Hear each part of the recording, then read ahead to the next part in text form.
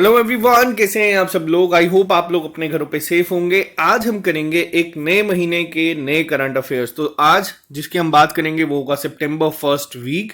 तो जो लोग ये चैनल पहली बार देख रहे हैं आप इस चैनल को सब्सक्राइब कर सकते हैं। हर एक वीकली जो बेस्ट 30 करंट अफेयर्स होते हैं हम आप लोगों के लिए ले आते हैं। इस बार करंट अफेयर्स एक बहुत ही ज्यादा इंपॉर्टेंट रोल प्ले करेंगे आपके जितने भी जेके एसएसबी के एग्जाम्स होंगे, क्योंकि एग्जाम सीबीटी कहा जा रहा है कि कंडक्ट करवाए जाएंगे।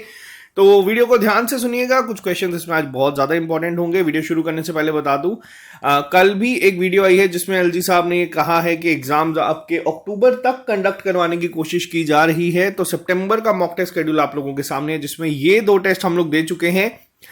फाइनेंस अकाउंट असिस्टेंट का टेस्ट आपका अपलोड हो चुका है, जिसका एनालिसिस वीडियो आपको 13 सितंबर को मिलेगा। और आपका जो जेकेपी एसआई का टेस्ट है ये भी आपका अपलोड हो चुका है, जिसका एनालिसिस वीडियो आपको 14 को मिलेगा। तो आप में से जिन बच्चों ने ये टेस्ट अटेम्प्ट किए थे, आप लोग अपनी इंप्रूवमेंट चेक करने के लिए ये टेस्ट जरूर अटेम्प्ट करना। ये आपको हमारी ट्रिपल एस की ऐप पे मिल जाएंगे। टोटल हम लोगों ने 20 टेस्ट देने हैं यहाँ पे। तो आप लोग ट्रिपल एस की ऐप को डाउनलोड कर सकते हैं प्ले स्टोर में, या फिर आपको डिस्क्रिप्शन बॉक्स में लिंक मिल जाएगा। और 16 तारीख को हम लोग वीएलडब्ल्यू का भी टेस्ट देंगे, जिसके लिए आपको हमारी ऐप पे ही एक कंप्लीट कोर्स मिल जाएगा। उसी में आपको ये टेस्ट को भी इंक्लूड कर दिया जाएगा। तो चलिए शुरू करते हैं आज की क्लास को बिना ज्यादा टाइम।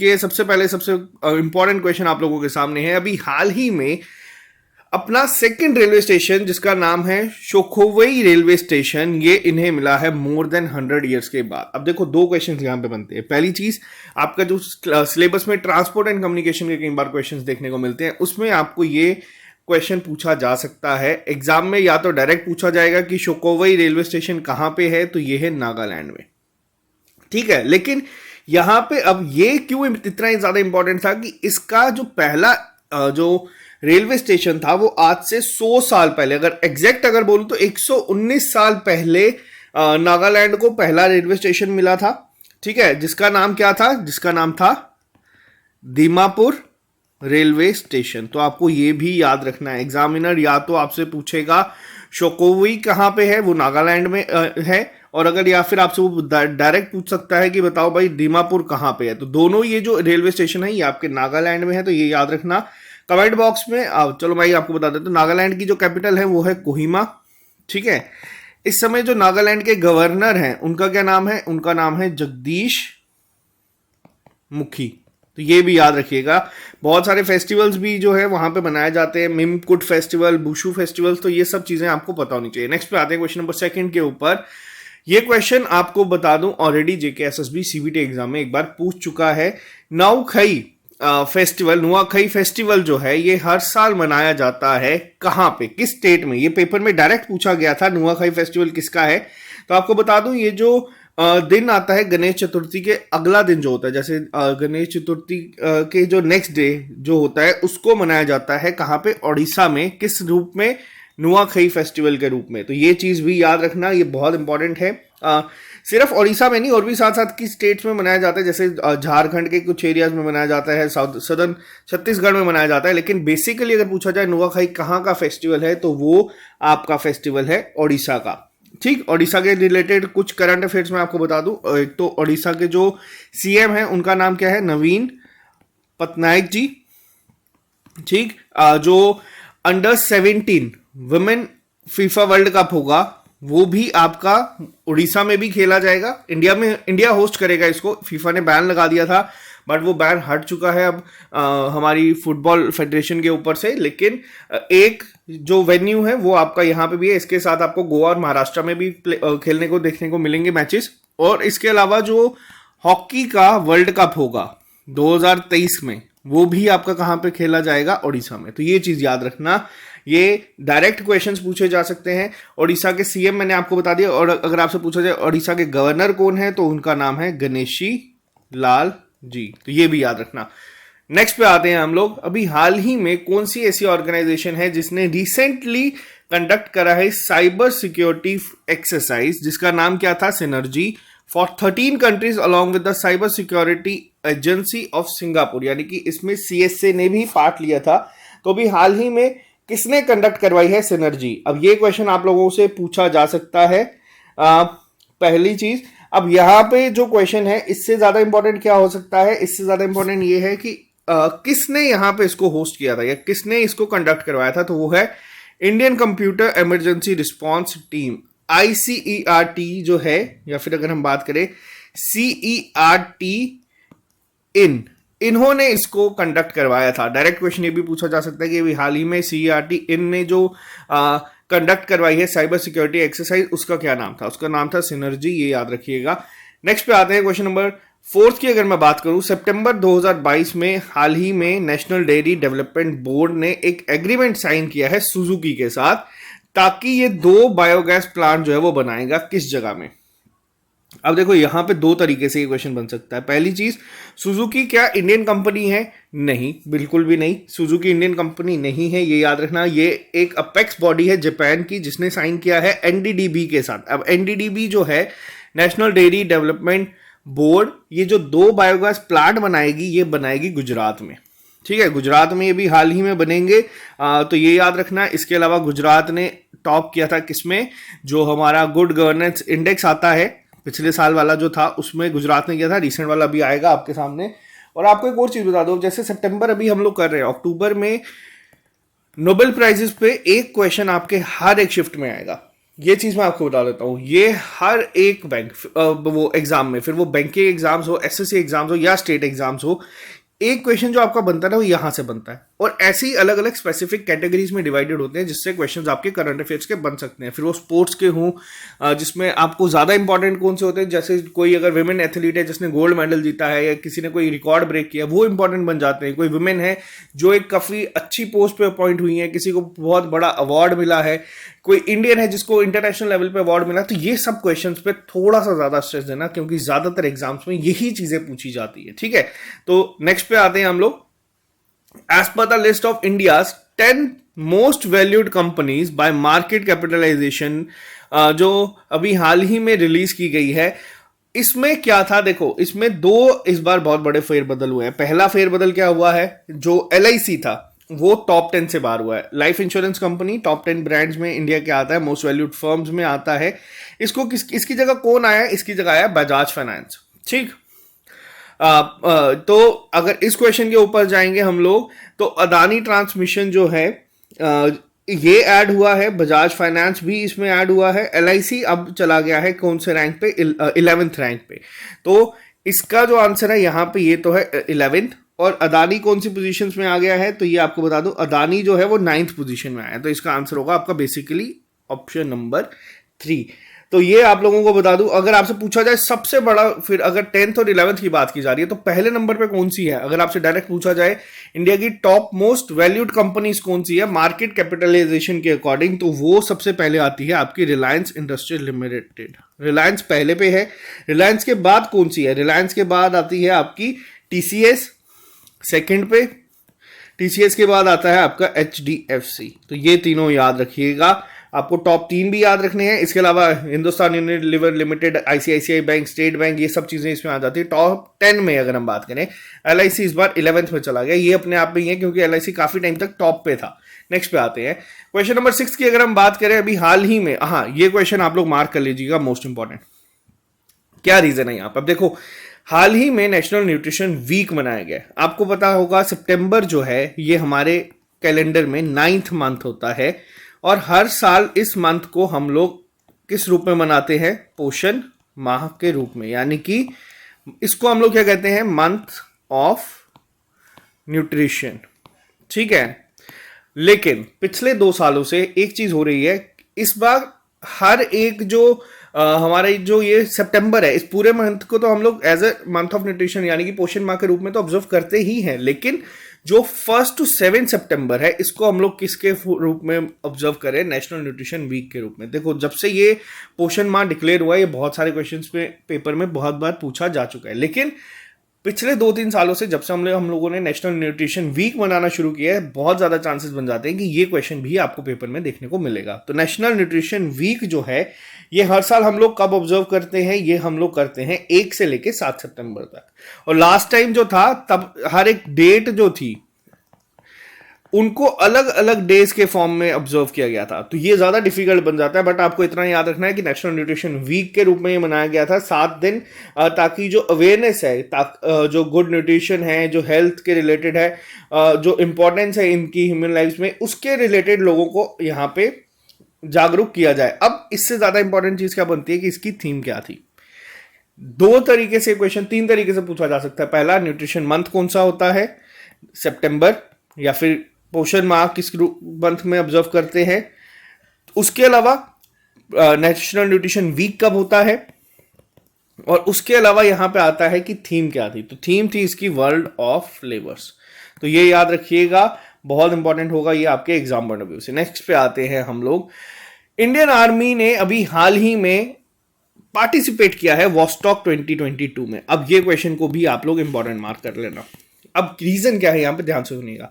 अब वॉस्टॉक जो है ये किसने करी है, वॉस्टॉक जो है ये किसके द्वारा कंडक्ट करवाई गई है, ये करवाई गई है रशिया के द्वारा। अब आप लोग सोचेंगे यार रशिया तो ऑलरेडी यूक्रेन के साथ वॉर में है, तो ये किस तरीके से अपनी मिलिट्री एक्सरसाइजेस कर रहा है। तो हम लोगों ने देखा था जब ये वॉर शुरू हुई थी तब इंडिया ने बहुत यहाँ पे एक न्यूट्रल स्टैंड रखा था कि नहीं हम किसी के साथ नहीं है, लेकिन हम रशिया के खिलाफ भी नहीं है। लेकिन अब आप लोग देखेंगे कि यार इंडियन आर्मी पार्टिसिपेट कर रही है एक जो अभी इस समय मिलिट्री एक्सरसाइज चल रही है उसमें, और वो भी उस दौरान जब एक वॉर ऑन गोइंग है। तो यहां पे कैसा इंपैक्ट पड़ेगा, देखो ये जो मेन वॉस्टॉक 2022 कंडक्ट करवाई गई है रशिया के द्वारा, इसका मेन जो एम है ये है interaction and cooperation between other participating militaries contingents and observers.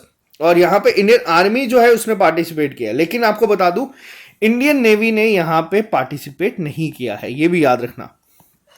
अब इंडियन नेवी ने यहाँ पे पार्टिसिपेट नहीं किया, उसके बहुत सारे रीजंस है, अलग अलग रीजंस है। अब यहाँ पे मिलिट्री एक्सरसाइजेस जो हुई है वॉस्टॉक, इसमें कौन कौन सी कंट्रीज की ट्रूप्स आई हैं, तो इसमें अल्जीरिया, रशिया, चाइना की भी इंक्लूड है, इंडिया भी यहाँ पे गई है, मंगोलिया, सीरिया, ये बहुत सारी यहाँ पे एक सोवियत कंट्रीज जो है तजाकिस्तान, अजरबैजान, आर्मेनिया, बेलारूस, ये सब यहाँ पे पार्टिसिपेट करी हैं। बट हमारी नेवी ने यहाँ पे पार्टिसिपेट नहीं किया है, तो ये भी याद रखना। बहुत सारे रीजंस है, क्योंकि चाइना की भी नेवी ने यहाँ पे किया, और आपको पता है साउथ चाइना सी में यहाँ पे बहुत सारे क्लेम्स चाइना ऑलरेडी करती है, जिसकी वजह से ताइवान, जापान यहाँ पे बहुत है, और वो हमारे काफी क्लोज फ्रेंड्स है, जिसकी वजह से इंडियन नेवी ने पार्टिसिपेट नहीं किया था। तो ये याद रखिएगा। नेक्स्ट पे आते हैं। बट ये वॉस्टॉक आपको बता दूं बहुत इंपॉर्टेंट होगा एग्जाम पॉइंट ऑफ व्यू से, क्योंकि इस समय रशिया न्यूज में है, तो रशिया के रिलेटेड हर चीज जो है वो इंपॉर्टेंट है। नेक्स्ट पे आते हैं। और अगर एक और चीज मैं आपको बताता हूं, जो इंडियन आर्मी ने क्यों पार्टिसिपेट किया है। अब रशिया और यूक्रेन की वॉर का मतलब ये नहीं कि हम लोग यहाँ पे रशिया के साथ अपने लिंक तोड़ देंगे। इंडिया रशिया से S-400 खरीद रहा है, जिसकी डिलीवरी बहुत जल्द हो जाएगी, और S-500 भी इंडिया ने कहा है कि हम लोग रशिया से खरीदेंगे, जो कि डिफेंस सिस्टम है रशिया ने बनाया हुआ और बहुत ही ज्यादा स्ट्रांग है। तो ये भी याद रखना, अगर डायरेक्ट पूछा जाएगा S-500, S-400 हम लोग किससे खरीद रहे हैं, तो वो हम लोग खरीद रहे हैं रशिया से। नेक्स्ट पे आते हैं। क्वेश्चन नंबर 8 की अगर मैं बात करूं, भी हाल ही में कौन सी ऑर्गेनाइजेशन ऐसी है जिसने रिसेंटली एक MOU साइन किया है with Smith detection group for high energy scanning system for the Indian market. तो ये अभी हाल ही में जो एक MOU साइन किया गया है, किसके द्वारा किया गया है, ये किया गया भारत इलेक्ट्रॉनिक्स लिमिटेड के द्वारा। भारत इलेक्ट्रॉनिक्स लिमिटेड ने ये एक MOU साइन किया है स्मिथ डिटेक्शन के साथ, ताकि एक हाई एनर्जी स्कैनिंग सिस्टम जो है इंडियन मार्केट के लिए वो बनाया जाए। तो ये याद रखना है, जिसके वजह से जो थ्रेट डिटेक्शन है या सिक्योरिटी इंस्पेक्शन टेक्नोलॉजीज है जो कंपनी को चाहिए, वो एडवांस लेवल में मिल सके। नेक्स्ट पे आते हैं। अभी हाल ही में इनमें से कौन सी ऐसी पर्सनालिटी है जिसको रमन मैगसेसे अवार्ड जो है वो नहीं मिला। मैंने आपको भी बताया था सितंबर अक्टूबर में अब बहुत बड़े बड़े अवार्ड जो है वो आप लोगों को देखने को मिलते हैं, जिसमें सबसे एक इंपॉर्टेंट आ जाता है नोबेल प्राइजेस, उसके बाद आ जाते हैं आपके ये रमन मैगसेसे अवार्ड। ये बहुत ज्यादा इंपॉर्टेंट है। रीजन क्या है मैं आपको बता दूं। देखो हर बार ये पूछा जाता है किसको मिला, ठीक। तो रमन मैगसेसे अवार्ड 64th जो है 64th एडिशन इस साल का, किस किस को ये अवार्ड मिला है, किसको पूछा गया है कि इनमें से किसको नहीं मिला हुआ। इस साल जो मिले हैं बुक किसे मिले हैं मैं आपको बताता हूं। इस साल मिला है, मैं साथ में 2022 लिख देता हूं ताकि आपको याद रहे, सोथेरा चिम को जो कि कैम्बोडिया से हैं, बरेंडेट मैड्रिड को जो कि फिलीपींस से हैं, और साथ ही साथ तदाशी हटोई को मिला है जो जापान से है, और गैरी बेचेंगिब जो है उन्हें ये अवार्ड मिले हैं। इस साल की ये बात की गई है। विनोद भावे को इस साल ये अवार्ड नहीं मिला है। देखो अब यहां पे क्या है, मैं आपको दो चीजें बताता हूं। सबसे पहले तो देखो इस अवार्ड की थीम क्या थी। थीम्स पे क्वेश्चन बनते हैं। इस साल की थीम क्या थी? इस साल की थीम थी greatness of spirit beyond borders. ठीक है, इस बार जो है आपको ये याद रखनी है पहली चीज। अब रमन मैगेसी अवार्ड की अगर मैं बात करूं तो ये 1957 में शुरू हुए थे और एशिया का ये ग्रेटेस्ट ऑनर माना जाता है। तो ये पहली चीज आप लोग याद रखना। अब इसके बाद अगर मैं बात करूं, इसी अवार्ड को एशिया का नोबेल प्राइज भी कहा जाता है, इसीलिए ये काफी इंपॉर्टेंट है। अब विनोद भावे की अगर मैंने यहां पे लिखा है विनोबा भावे को क्या ये अवार्ड मिला ही नहीं है। ये पहले इंडियन थे जिनको ये अवार्ड मिला। अगर डायरेक्ट पेपर में क्वेश्चन पूछेगा भाई पहले इंडियन कौन से थे जिन्हें रमन मैगेसी अवार्ड मिला था, ये 1958 में ही इन्हें मिल चुका था। तो ये याद रखना। अगर आपसे पूछा जाएगा लास्ट इंडियन कौन से थे जिसको ये अवार्ड मिला है, तो वो थे एनडीटीवी के रवीश कुमार। इन्हें ये अवार्ड मिला था 2019 में, ताकि जिस तरीके से वो जर्नलिज्म को यूज करते हैं वॉइस ऑफ वॉइसलेस बनने के लिए, तो उन्हें ये अवार्ड मिला। तो ये दोनों नाम भी आपको याद रखने, और ये इस साल जो 4 मिले हैं आपको ये चारों को भी याद रखना है। नेक्स्ट पे आते हैं। क्वेश्चन नंबर 10 की अगर मैं बात करूं, अभी हाल ही में कौन सी ऐसी पर्सनैलिटी बनी है जो कि नए प्रेसिडेंट बने हैं of all India football federation के। ऑल इंडिया फुटबॉल फेडरेशन बहुत ज्यादा न्यूज में था, तो इससे क्वेश्चन आने के चांसेस बन जाते हैं। रीजन क्या है? अभी थोड़ी देर पहले फीफा ने हमारी AIFF पे बैन लगाया, फिर थोड़े टाइम बाद ये बैन को रिमूव कर दिया। ठीक है, बैन को लगाना रिमूव करने के बीच में अब यहाँ पे जो पहले प्रेसिडेंट थे, इसका नाम क्या था? यहाँ पे इनका क्या नाम था? इनका नाम था प्रफुल्ल पटेल, जो कि बहुत टाइम से बने हुए थे। ये थे 2009 से लेके 2022 तक, और इन्हें कॉन्टिन्यूस एक्सटेंशन जो है वो मिले जा रहा था। अब यहाँ पे 2 लोग थे जो प्रेसिडेंट के लिए नॉमिनेट हुए थे, जिसमें पहला नाम था आपका कल्याण चौबे और दूसरा नाम था यहाँ पे आप लोगों ने सुना होगा भाईचुंग भूटिया। ठीक है, भाईचुंग भूटिया। और ये थे 34 लोगों ने टोटल पोल किया, जिसमें 33-1 से कौन जीते? वो जीते कल्याण चौबे जी। तो कल्याण चौबे जो है ये ऑलरेडी, ये भी एक, अगर हम बात करें अभी इस समय जो है पॉलिटिशियन है, लेकिन पहले ये फॉर्मर इंडियन फुटबॉलर रह चुके हैं। वेस्ट बंगाल से इन्होंने रिप्रेजेंट किया हुआ है इंडिया को। तो ये आप याद रखना, ये वेस्ट बंगाल से खेलते थे। तो ये चीज याद रखना। अगर आपसे पूछा जाएगा कि कौन है इस समय नए president all India football federation के, तो वो है कल्याण चौबे। नेक्स्ट पे आते हैं। अभी हाल ही में इंडिया ने लॉन्च किया है first indigenously developed quadrivalent human papilloma virus, यानी कि जिसे हम QHPV भी कहते हैं, वैक्सीन अगेंस्ट सर्वाइकल कैंसर। तो यहां पे क्वेश्चन है कि किस कंपनी ने इसको डेवलप किया है? QHPV वैक्सीन जो है ये अभी हाल ही में डिपार्टमेंट ऑफ बायोटेक्नोलॉजी DBT के साथ मिलकर किसने इसको अभी हाल ही में लॉन्च किया है? तो ये किया गया है सीरम इंस्टीट्यूट ऑफ इंडिया के द्वारा। सीरम इंस्टीट्यूट ऑफ इंडिया ने अभी हाल ही में ये लॉन्च किया है, ताकि जो सर्वाइकल कैंसर के रिलेटेड है। और अगर हम बात करें सर्वाइकल कैंसर की, तो इंडिया सेकेंड मोस्ट जो है उस पे आता है, रैंक में आता है frequent cancer among women between 15 and 44 of age. तो ये चीज याद रखना। नेक्स्ट पे आते हैं हम लोग। कोकोनट डे पे क्वेश्चन एक बार पूछा गया है, JKSSB में शायद नहीं था वो, लेकिन शायद से बैंकिंग एग्जाम्स में पूछा गया था। वर्ल्ड कोकोनट डे हर साल ऑब्जर्व किया जाता है 2 सितंबर को। वर्ल्ड कोकोनट डे जो इस साल ऑब्जर्व किया गया ये 14th एडिशन था, लेकिन इसकी थीम क्या थी इस बार? इसकी थीम थी cultivate coconut for a happy life and future. तो इनकी थीम्स को याद रख लेना। जो क्वेश्चन एक बार पेपर में पूछे जा सकते हैं, ऐसा जरूरी नहीं है कि ये दोबारा ना पूछे जाएं। नेक्स्ट पे आते हैं। अभी हाल ही में कौन सी सिटी ऐसी है जिसने ब्लू एनर्जी मोटर्स के साथ रिसेंटली लॉन्च करा है इंडिया का पहला liquefied natural gas LNG fuelled green truck manufacturing plant? तो ये देखो, ये जो जब भी green truck manufacturing plant, liquefied natural gas, ये चीजें यूज हो जाती हैं, तो ये अपने आप में इंपॉर्टेंट हो जाता है। तो किसने किया है अभी हाल ही में? तो ये किया गया है पुणे के द्वारा, जिन्हें आप यहाँ पे देख रहे हैं, ये है नितिन गडकरी। तो इसको याद रखना, ब्लू एनर्जी मोटर्स के साथ इन्होंने अभी हाल ही में लॉन्च किया है, और कैपेसिटी बनाई की है कि 10,000 ऐसे ट्रक्स जो होंगे ये एनुअली बनाए जाएंगे। तो आपको एग्जैक्ट नंबर नहीं याद रखना, आपको बस ये याद रखना है कि first liquefied natural gas fuelled green truck manufacturing plant कहां पे बना है? तो वो बनाया गया है पुणे में। नेक्स्ट पे आते हैं क्वेश्चन नंबर 14 के ऊपर। अभी हाल ही में कौन सी ऐसी सिटी है जिसने रैंक करा है 2nd in the top technology hubs list which is topped by Beijing as per CNW report. देखो ये क्वेश्चन बहुत ज्यादा इंपॉर्टेंट है। इंपॉर्टेंट क्यों है मैं आपको बताता हूं। इंपॉर्टेंट दो तरीके से है। पहली चीज क्या है, CNW रिपोर्ट्स की तो ये जो रिपोर्ट्स आई है कुशमन एंड वेकफील्ड रिपोर्ट, टाइटल इनका होता है हर साल, टेक सिटीज इसका टाइटल था। तो पहले नंबर पे बीजिंग है, आपको ये भी याद रखना है। दूसरे पे जो है सरप्राइजिंगली ये है बेंगलुरु। बेंगलुरु सेकंड मोस्ट जो है टॉप टेक्नोलॉजी हब लिस्ट में आया है। अब हब की अगर बात हो रही है, एक टी हब बनाया गया है, टी हब 2.0। ये कहां पे बना है, ये बनाया गया है तेलंगाना में, तो ये भी याद रखना। लेकिन बेंगलोर इस समय सेकंड मोस्ट पे आई है टेक सिटीज की अगर हम बात करें टॉप पे।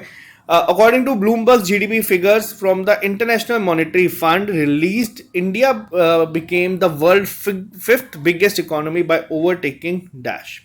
तो देखो अभी हाल ही में IMF के द्वारा जो है रिपोर्ट आई है जिसके अकॉर्डिंग इंडिया ने ओवरटेक कर लिया यूनाइटेड किंगडम को। अब इंडिया जो है वो क्या बन गई है, इंडिया बन चुकी है फिफ्थ बिगेस्ट इकोनॉमी वर्ल्ड की। तो ये पहली चीज याद रखना। अब यूके सिक्स्थ पे चली गई है, आपको बस ये याद रखना है। ये न्यूज में था तो ये भी पूछा जा सकता है कि इंडिया अभी कौन से रैंक पे है और कौन किस पोजीशन पे है, तो बस आपको ये याद रखना है। पहले पे USA है, ये तो आपको पता ही होगा।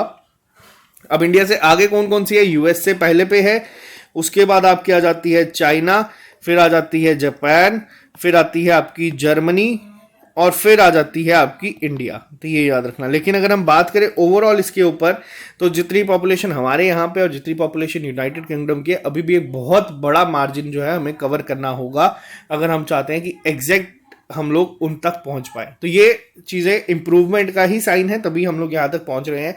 नेक्स्ट की बात करते हैं, अभी हाल ही में कौन से ऐसे इंडियन ग्रैंड मास्टर हैं जिन्होंने 28th Abu Dhabi Masters chess tournament जो है वो जीत लिया है।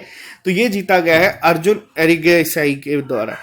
तो ये आपको बस याद रखना है, आपसे एग्जाम में पूछा जाएगा ये कौन से स्पोर्ट से रिलेटेड हैं।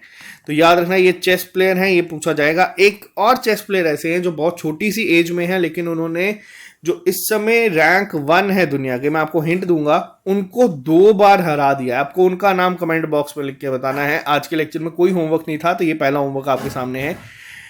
पद्मा अवॉर्डी जो थे, renowned Carnatic singer TV Shankar Narayan, इनका रिसेंटली अभी निधन हो गया है। अब आपको बताता हूँ पेपर में क्वेश्चन कैसा पूछा जाता है। पेपर में आपको क्वेश्चन ये पूछा जाएगा, जो भी हाल ही में कर्नाटिक वोकलिस्ट थे, या फिर आपसे डायरेक्ट पूछा जाएगा कि बताओ ये किस फील्ड से रिलेटेड थे, जो कि ज्यादातर ऑब्ituaries पे क्वेश्चन बनते हैं। तो आपको याद रखना है ये सिंगर थे, इनका निधन हो गया है। इनको पद्म भूषण से सम्मानित किया गया था। तो अगर आपसे कभी पूछा जाएगा कि ये एग्जाम में क्वेश्चन, मैं आपको एक चीज बताता हूँ, इस तरीके से नहीं बनना चाहता, लेकिन हम लोग ये यहाँ पे रखते हैं कि आप लोग इस तरीके से याद करो। अब आपको बताता हूँ कि ये है आपका होमवर्क।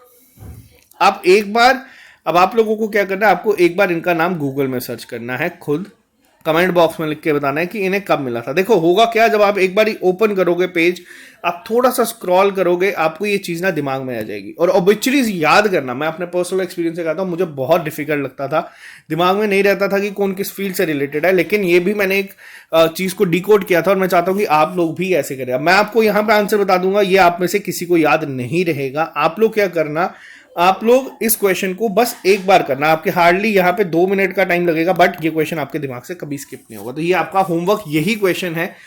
आप लोगों को बताना है कि इन्हें ये अवार्ड कब मिला था। जब आप थोड़ा सा स्क्रॉल करोगे, आपको खुद ब खुद ये चीज याद आ जाएगी। नेक्स्ट पे आते हैं हम लोग, अभी हाल ही में कौन सी ऐसी मिनिस्ट्री है, यही चीज मैंने आपको बताई थी कि पोषण माह जो होता है, राष्ट्रीय पोषण माह यानी कि नेशनल न्यूट्रिशन मंथ, पहली चीज आपसे पूछा है कौन सी मिनिस्ट्री करती है, तो ministry of women and child development इसको हर साल ऑर्गेनाइज करवाती है।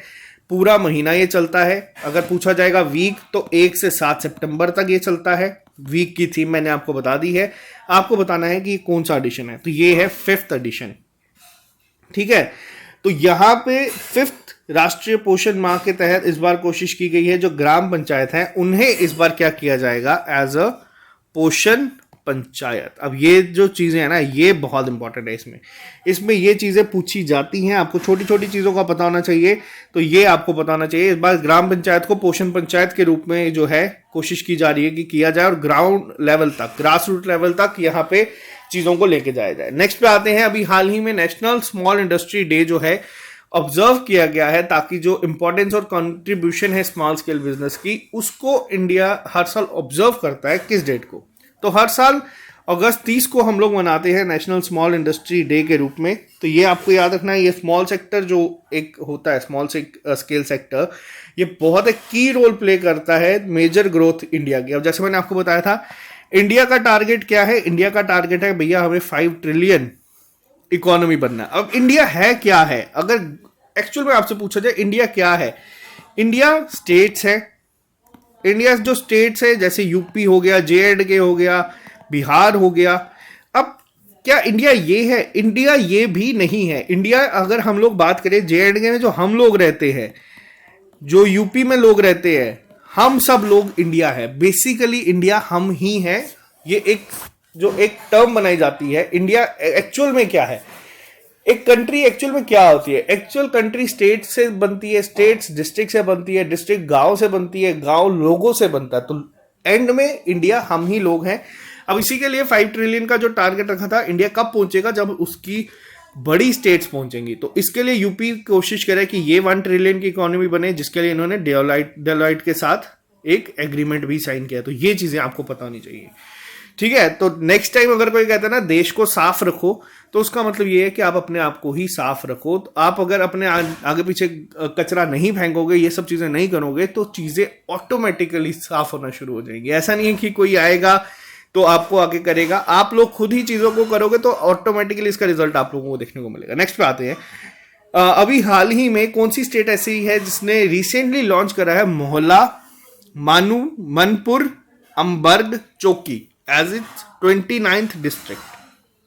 तो देखो, हाल ही में छत्तीसगढ़ ने ये किया है। छत्तीसगढ़ ने एक नई डिस्ट्रिक्ट बनाई है। इसका नाम इतना बड़ा है कि आपको याद रहेगा पेपर में, बाकी ऑप्शन इतने बड़े नहीं होंगे। अब टोटल कितनी डिस्ट्रिक्ट है यहाँ पे? अभी की डेट में, आज की डेट में यहाँ पे टोटल 29 डिस्ट्रिक्ट है। लेकिन चंडीगढ़ के जो CM है और छत्तीसगढ़ के जो CM है भूपेश बागल जी, जिनको आप लोग यहाँ पे देख भी सकते हैं, भूपेश बागल का प्लान है कि यहाँ पे 2 और ऐड की जाए, जिसमें 30th जो होगी वो होगी, मैं आपको बता देता हूं, 30th होगी आपकी सारनगढ़, बिलाईगढ़, और 31st जो होगी वो होगी आपकी खैरगढ़, चुक्की खानदान, गंदई।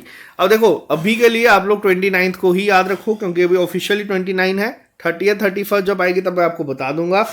अब यहाँ पे मेन टारगेट क्यों है? यहाँ पे मेन टारगेट ये है कि जो ट्रेवल डिस्टेंस होता है पीपल का टू रीच हेडक्वार्टर्स, तो वो कम किया जाए। अब डिस्ट्रिक्ट्स बनती क्यों है? अब देखो, अब मान लो एक एग्जांपल के तौर पे ये हमारा जम्मू कश्मीर है, ठीक है? ये हमारा जम्मू कश्मीर है। अब अगर मान लो हमारे यहाँ पे 2 ही डिस्ट्रिक्ट हो, एक श्रीनगर, एक जम्मू, तो अब कुछ लोग जो कुपवाड़ा रहते हैं, या कुछ लोग जो कठुआ रहते हैं, या कुछ लोग जो हमारे रामबन रहते हैं, इन लोगों को कोई भी, अब कई सारी चीजें होती है जो आपको डिस्ट्रिक्ट हेडक्वार्टर्स में ही होती है। अगर आपको कोई स्कीम आई है, आपको कोई कहता है कि सिंपल लैंग्वेज में DC ऑफिस जाके पता कर लो। अब यहाँ का DC ऑफिस अगर डिस्ट्रिक्ट नहीं हो तो यहाँ पे उनको आना पड़ेगा, यहाँ से उनको यहाँ आना पड़ेगा, यहाँ से यहाँ आना पड़ेगा। अब जब इनकी अपनी ही डिस्ट्रिक्ट होंगी यहाँ पे, तो इनको ज्यादा ट्रैवल नहीं करना पड़ेगा। तो इसी वजह से जो डिस्ट्रिक्ट से ज्यादा बनी हुई कई बार बेनिफिट भी देती हैं, तो ये याद रखिएगा। इसीलिए कोशिश यहाँ पे की गई है ज्यादा डिस्ट्रिक्ट बनाई जाए, ताकि जो लोग हैं जिनको अगर आना हो, कभी आप लोगों ने सोचा होगा कि डिस्ट्रिक्ट क्यों बनाई जाती हैं, तो ये इसका एक मेन रीजन ये है। नेक्स्ट पे आते हैं, which district was recently declared as India's best aspirational district by the National Institute of Transforming India? और इसको मोस्ट इंपॉर्टेंट मार्क कर लेना। कौन सी डिस्ट्रिक्ट ऐसी है जिसको अभी हाल ही में बेस्ट एस्पिरेशनल डिस्ट्रिक्ट का जो है वो उसको डिक्लेयर किया गया है? तो ये किया गया है हरिद्वार, उत्तराखंड को। ये बहुत ही ज्यादा इंपॉर्टेंट होगा आपके एग्जाम पॉइंट ऑफ व्यू से, इसको याद रखिएगा। और साथ ही साथ उत्तराखंड की अगर बात करूं, पुष्कर सिंह धम्मी इसके CM हैं, 2 इसकी कैपिटल्स हैं, जिसमें एक आती है आपकी गैरसैंण, एक आती है आपकी देहरादून।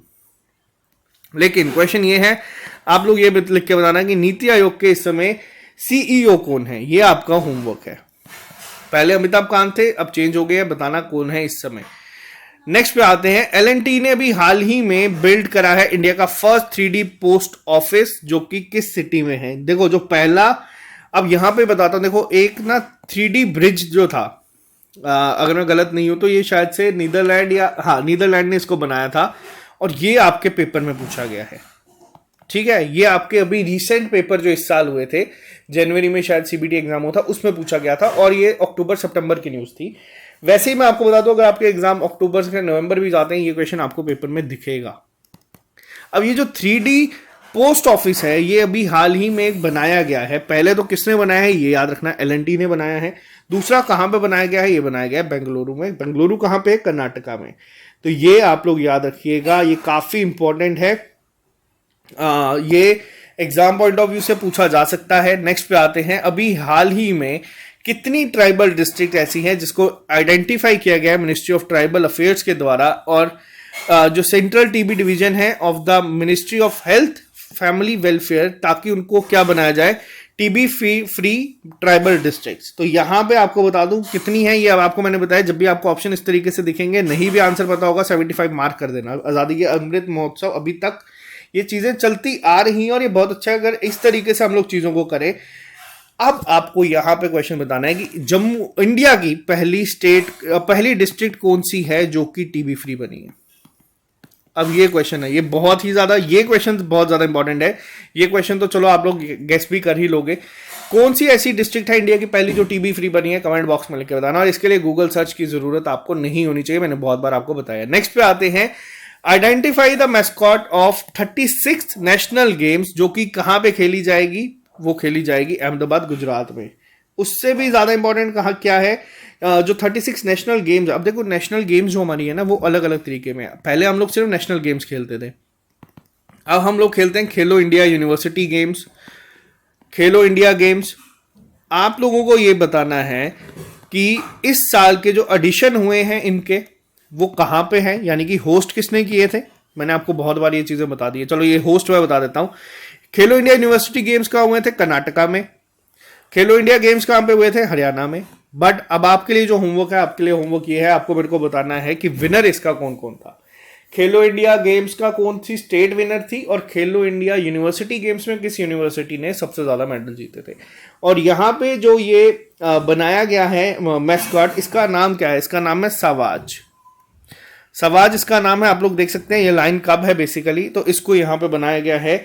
और एंथम जो है किस थीम पे है? एक भारत श्रेष्ठ भारत की थीम पे है, ये भी याद रखना। नेशनल जो ये इवेंट है, इसको हम लोग खेल महाकुंभ भी कहते हैं।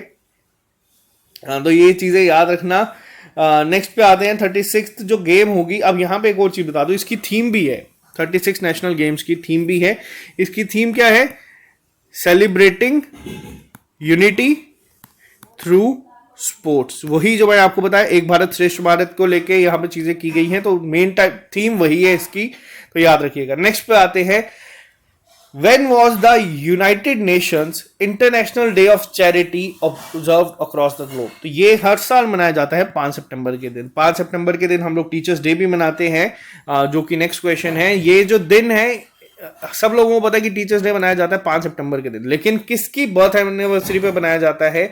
तो भारत रत्न डॉक्टर सर्वपल्ली राधाकृष्णन जी का जन्मदिन होता है। ये कौन थे? अब यहाँ पे देखो, आपको बता दूं, ये क्वेश्चन अगर पेपर में पूछा गया तो ये क्वेश्चन भी बहुत कम बच्चों को पता होता है। ये हमारे इंडिया के पहले वाइस प्रेसिडेंट थे। डॉक्टर राजेंद्र प्रसाद के बारे में मैक्सिमम लोगों को पता होता है कि पहले प्रेसिडेंट थे, ये सेकेंड प्रेसिडेंट थे इंडिया के। तो ये याद रखिएगा, ये चीजें बहुत इंपॉर्टेंट है। ये तमिलनाडु में पैदा हुए थे, उस समय ब्रिटिश एरा था, तो लेकिन ये याद रखना, जो राधा कृष्णन जी थे ये पहले वाइस प्रेसिडेंट थे। अगर कभी डायरेक्ट पूछा गया कि इंडिया का पहला वाइस प्रेसिडेंट कौन है, तो ये याद रखना। पैदा कब हुए थे? तो ये यहाँ पे जो है टीचर, अगर हाँ ये क्वेश्चन भी अगर आपसे पूछा गया कि टीचर डे पहली बार कब मनाया गया था, ये इस बार का 50th टीचर डे सेलिब्रेशन था, तो ये 1962 में पहली बार मनाया गया था, ये भी याद रखना। नेक्स्ट पे आते हैं, अभी हाल ही में कौन सी सिटी ऐसी है जिसको रिकॉग्नाइजेशन मिली है यूनेस्को से after becoming India first एंट्रेंट into the UNESCO global network of learning cities. तो ये जो है हाल ही में किसको मिली है अभी? तो ये मिली है यहाँ पे थ्रिसुर को मिली है, और निलंबुर को मिली है। अब थ्रिसुर और निलंबर कहाँ पे हैं? ये दोनों हैं केरला में। पहले आपको मैं एक चीज बता देता हूँ, ये बेसिकली जो है ये तीनों को मिली है यहाँ पे। ये दोनों केरला में है आपकी, और जो आपका नेक्स्ट आता है वारंगल जो है, इनके अलावा इसको कोलाम को नहीं मिला है यहाँ पे। थिरसुर है, निलंबुर है केरला की, और वारंगल जो है आपकी तेलंगाना की, ये तीनों को ऐड किया गया है। तो ये तीनों याद रखना, आपसे पेपर में पूछा जा सकता है। नेक्स्ट पे आते हैं क्वेश्चन नंबर 8 के ऊपर। अभी हाल ही में जो हमारे यहाँ पे राजपथ था, जिसको दिल्ली में है, इसका नाम बदल दिया गया है। दिल्ली का राजपथ का नाम बदल के क्या कर दिया गया है? Delhi Rajpath and Central Vista lawns, इनका नाम बदल के अब रख दिया गया है कर्तव्य पाथ। ठीक है, अब एग्जामिनर चाहे तो इस तरीके से क्वेश्चन डाल सकता है, लेकिन याद रखना कर्तव्य पाथ अब इनका जो नाम है वो रख चुका है। और इसका मतलब क्या होता है? इसका नाम होता है पाथ ऑफ ड्यूटी। तो ये याद रखिएगा। नेक्स्ट पे आते हैं क्वेश्चन नंबर 29 के ऊपर। Name the company bank that recently partnered with the Athletic Federation of India to support young women athletes in India. तो कोई किसने कहा है कि वो हेल्प करेगा? तो किया है HSBC इंडिया ने, कि ये हेल्प करेगा विमेन्स की। नेक्स्ट पे आते हैं आज के लास्ट क्वेश्चन के ऊपर। अभी हाल ही में किसने ये बुक लिखी है? Indian banking in retrospect 75 years of independence. तो ये जो बुक है ये लिखी गई है डॉक्टर आशुतोष धारावारिकर के द्वारा। तो ये भी याद रखिएगा। तो ये थे हमारे आज के important current affairs. Second week के मैं बहुत जल्दी आप लोगों को यहाँ पे दे दूंगा।